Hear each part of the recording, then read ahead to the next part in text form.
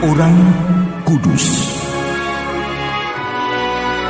Sobat Katolikana, saatnya kita simak kisah orang kudus yang dipersembahkan oleh Radio Katolikana. Penulis naskah Arif Setiawan.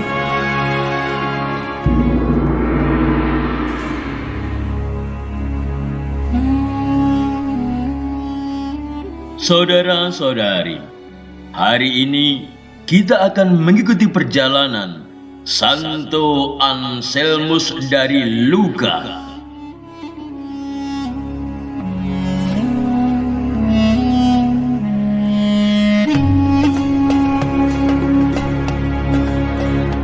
Anselmus lahir di Mantua, Italia pada tahun 1036.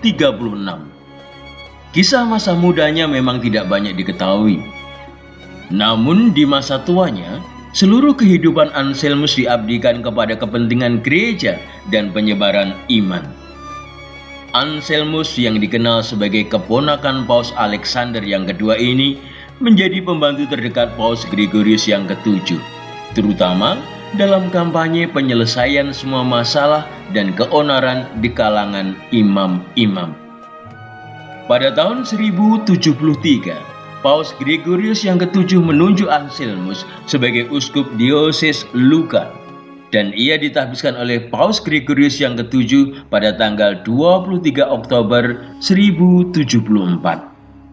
Dalam kepemimpinannya, Anselmus berusaha mengatur tata tertib hidup para imam di keuskupannya.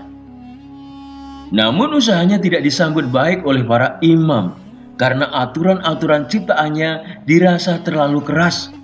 Karena itu, Anselmus meninggalkan istananya dan pergi ke istana Matilda, seorang pangeran wanita dari Tuscany di Canossa, Italia.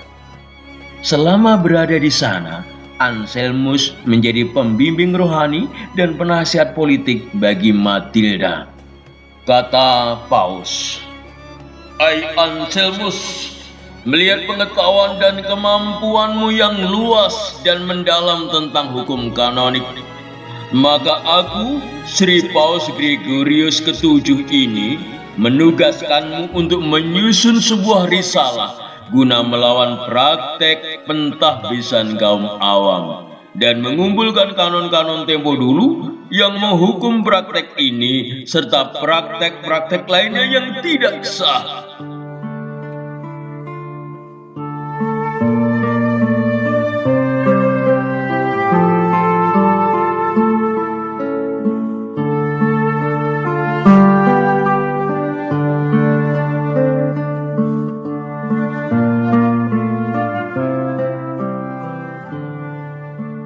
Saudara-saudari, tujuan Yesus datang ke dunia adalah untuk menyelamatkan manusia. Yesus datang untuk mencari orang berdosa sehingga mereka bertobat. Dosa manusia sudah ada sejak zaman Adam dan Hawa dan berlanjut hingga saat ini. Maka dari itu kita sebagai pengikut Yesus diajak untuk bersama-sama bertobat dan mewartakan ajaran Yesus.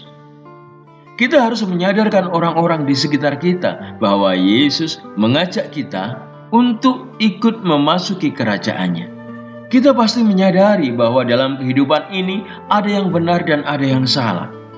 Sebagai manusia normal, kita pasti ingin hidup damai dan tentram, jauh dari segala kejahatan. Tetapi kita harus mengingat pesan Yesus yang tertulis pada Injil ini, bahwa bukan orang yang sehat yang membutuhkan tabib, melainkan orang yang sakit. Janganlah kita menjauhi dan menghindar dari orang-orang yang berbuat salah, tetapi justru mari kita menyadarkan mereka sehingga ia bisa kembali ke jalan yang benar.